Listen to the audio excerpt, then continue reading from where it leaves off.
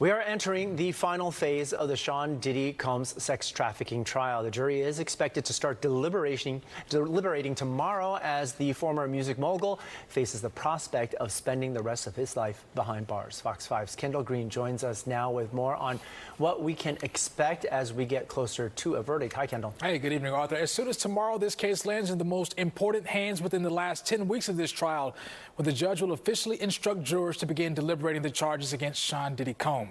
Now, they'll begin weighing the arguments of Combs' defense attorneys and the government, who's charging him with 1 count of racketeering conspiracy, 2 counts of sex trafficking by force, fraud, or coercion, and 2 counts of transportation to engage in prostitution.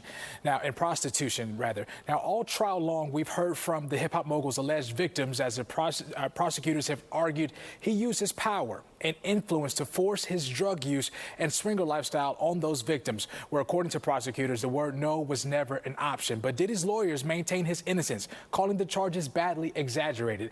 Now, what's interesting about this trial is many of the witnesses, including some of former employees of the star, have profited handsomely from Diddy. And through prosecutors, a lot of them have been granted immunity, so they can't be prosecuted for any crimes they have committed based on their testimony. Now, the latest major swing in the case, the scrap charges following the government's failure to prove arson related to Kid Cudi's testimony and kidnapping for Capricorn Clark, an assistant who says she was interrogated in an abandoned building. Now, Mackenzie Joy is a legal analyst attending the trial, and she tells Fox 5 the hardest to prove will be the RICO charge. It's going to be interesting to see if the jury can see the connection with the employees of Combs's business, which is obviously a vital element of that crime.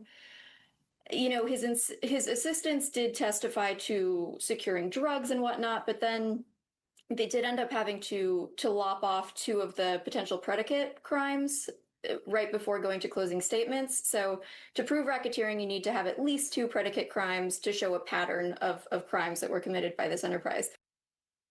Now, Joy added the most likely charge to convict Combs on is the transportation to engage in prosecution. Because of all of the proof behind the charge, including flights and hotel rooms that were booked, also male escorts who were working for an official male escort agency. You can only imagine what the 10 weeks of this trial have been for all parties involved. But here's Fox 5's Lisa Evers, who's been following this trial since day one. She details Combs' changing demeanor in that Manhattan courtroom over time.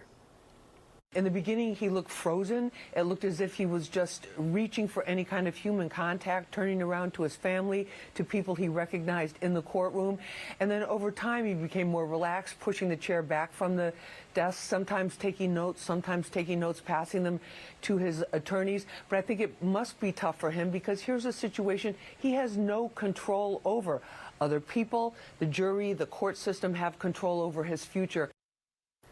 Now, Combs, again, throughout this entire trial, has maintained his innocence, but if convicted on all charges, he could spend the rest of his life in prison. That's the latest here in the newsroom. I'll send these things back to you, Arthur. All right, thanks very much, Kendall. A tense week ahead.